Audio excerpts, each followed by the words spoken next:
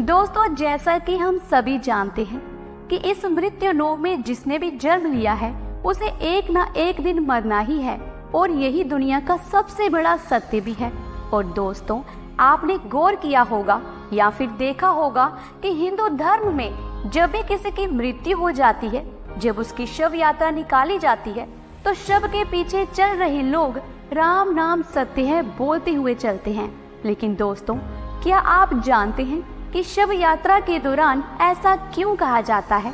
अगर नहीं जानते तो आज हम आपको यही बताने वाले हैं और साथ में यह बताने वाले हैं उस कथा के बारे में जिसका वर्णन महाभारत ग्रंथ में युधिष्ठिर द्वारा किया गया है। तो दोस्तों, बिना आपका टाइम वेस्ट किए चलो आज के विषय को शुरू करते हैं। दोस्तों, धर्म ग्रंथ महाभारत में युधिष्ठिर शव यात्रा के दौरान बोले जाने वाले राम नाम सत्य है क्यों कहते हैं, इसी से जुड़े रहस्य के बारे में बताते हुए कहते हैं कि मृतक के शरीर को जब शमशान ले जाया जाता है तो शव के पीछे चल रहे लोग राम नाम सत्य है बोलते हैं, परंतु जब मृतक का संस्कार समाप्त हो जाता है तब वह पंच तत्व में विलीन हो जाता है। इसके बाद जब साथ गए लोग वापस लौटते हैं तो वह राम नाम को भूलकर अपनी अपनी दुनिया में व्यस्त हो जाते हैं। फिर मृतक के घर वाले उसकी संपत्ति को प्राप्त करने के लिए आपस में लड़ने झगड़ने लगते हैं। इसके आगे युधिष्ठिर कहते हैं कि हर मनुष्य अपने जीवन में कभी ना कभी किसी न किसी की शव यात्रा में अवश्य जाता है और राम नाम सत्य है का ये नारा लगाता ही है, परंतु शमशान घाट के बाहर आते ही वह इस सत्य को भूल जाता है। हर मनुष्य रोज किसी न किसी की मृत्यु के बारे में सुनता है, फिर सबसे बड़ी सच्चाई को स्वीकार नहीं करता। इससे बढ़कर इस दुनिया में आश्चर्य क्या हो सकता है। इसके अलावा धर्म ग्रंथों में यह भी बताया गया है कि जिस तरह मृत्यु एक अटल सत्य है, ठीक उसी तरह राम का नाम भी सत्य है। दोस्तों, आपको बता दूं कि शव यात्रा के दौरान राम नाम सत्य है सबका यही बोलने का मतलब मृत्यु को सुनाना नहीं होता, बल्कि इसे कहने का उद्देश्य साथ साथ में चल रहे रिश्तेदार और दोस्तों को यह समझाना होता है कि जिंदगी और जिंदगी के बाद भी केवल राम नाम ही सत्य है, बाकी सब व्यर्थ है। और यह परंपरा आज से नहीं पुराने काल से चली आ रही है। दोस्तों, अब आप सोच रही होंगी कि आखिर एक राम नाम का नाम ही सत्य क्यों है? तो मैं आपको बता दूं कि जब राम नाम का जप किया जाता है तो मृतक की आत्मा को मुक्ति मिलती है। ऐसा माना जाता है कि मृतक की अंतिम यात्रा के दौरान राम नाम का बोलने से मृतक जन्म मृत्यु के चक्कर से मुक्त हो जाता है और उसे श्री हरि के चरणों में सदा के लिए स्थान मिल जाता है। इसके अलावा यह भी माना जाता है कि इस नाम का जप करने से भगवान के अवतार को छोड़कर जो भी इस दुनिया में आया है वह सब चला जाएगा।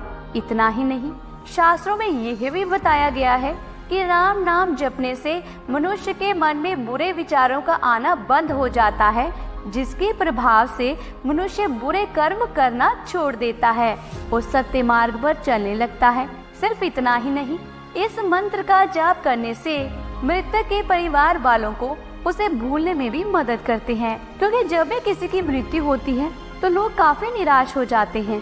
ऐसी स्थिति में राम नाम ही एकमात्र मंत्र है जो उनको निराशा से बाहर निकालने में सक्षम है। इन सब के अलावा शिव पुराण की माने तो भगवान शिव भी राम नाम का ही जप किया करते हैं, जबकि वह जानते हैं कि श्री राम भगवान विष्णु के अवतार हैं। एक कथा के अनुसार रामायण के रचयिता वाल्मीकि जी पहले एक डाकू हुआ करते थे। वह भी राम नाम के जप के बाद ही सतमार्ग पर चल पड़े थे और फिर राम नाम की कृपा से ही रामायण जैसे धर्म ग्रंथ की रचना कर डाली।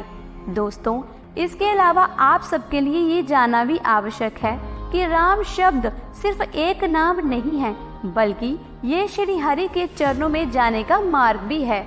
आपने गौर किया होगा कि मरा शब्द को भी जब बार बार लगातार बोला जाता है तो बोलने वाले के मुख से अपने आप ही राम का उच्चारण होने लगता है। इसलिए दोस्तों, अगर आपको अब राम नाम की शक्ति समझ आ गई हो तो आज से ही राम के नाम में लीन हो जाएं। क्योंकि मृत्यु लोक में हम मनुष्य ही ऐसे तुच्छ प्राणी हैं जो अपने भौतिक सुखों की पूर्ति के लिए ना जाने जिंदगी भर कितने ही बुरे कर्म करते हैं, और हम ये भूल जाते हैं कि जिसने भी इस लोक में जन्म लिया है उसे एक ना एक दिन मरना ही है। जिंदगी का यही सबसे बड़ा सत्य है। साथ ही यह भी भूल जाते हैं कि मृत्यु के अलावा अगर कोई और सत्य है तो वह है राम का नाम। तो दोस्तों, उम्मीद करती हूँ कि आपको हमारी बात समझ में आ गई होगी और आप इसका पालन भी करेंगे, क्योंकि ये तो आप सभी जानते ही हैं कि मृत्यु के बाद हमारे और आपके साथ कुछ नहीं जाता। भले ही आप और हम चाहे कितनी ही धन दौलत कमा लें, मृत्यु के बाद मनुष्य के साथ अगर कुछ जाता है तो वह है उसके द्वारा किया गया कर्म। खैर, अगर आपको हमारी आज की वीडियो अच्छी लगी हो तो इसे ज़्यादा से ज़्यादा लाइक और शेयर करें, ताकि आपके साथ साथ और लोग भी जीवन की सच्चाई के बारे में जान सके। साथ ही ऐसी और भी आध्यात्मिक और धार्मिक जानकारी के लिए अभी सब्सक्राइब करें हमारे चैनल धार्मिक राह को, और उस नोटिफिकेशन के बटन को भी दबा दें, ताकि हमारी नई वीडियो जैसे ही आए आप तक खुद ब खुद पहुंच जाए। तो जल्दी मिलती हूँ एक नई धार्मिक भरी वीडियो के साथ। तब तक के लिए जय श्री राम, जय हनुमान।